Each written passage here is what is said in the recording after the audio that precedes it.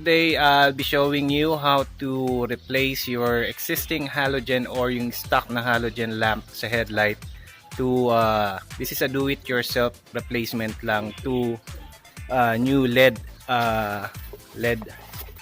lamp.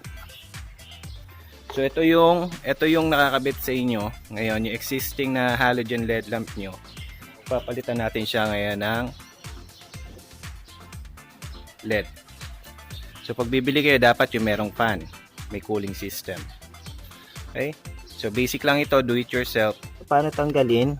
First, unplug nyo siya. Hila lang. So ayun na, tanggal na yung plug. Then remove the rubber seal. Okay? So may hawakan siya pag hihilahin nyo. Then meron siyang lock. Ito. Just push it, then dalhin sa side, then ayun, release na siya. So angat nyo lang. Ayun. Ito pwede sa barko. Ay. Ito na siya. Tanggal na, coming from there. Okay. So ganun lang kadali tanggalin. Wala pang 1 minuto.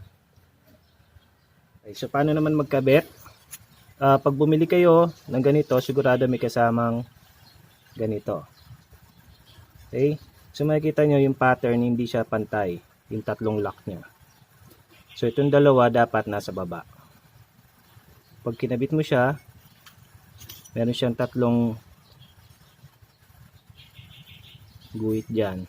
Itatama mo lang siya. So that's it. Salpak na pabalik. Kung paano nyo rin tinanggal, mauuna ito.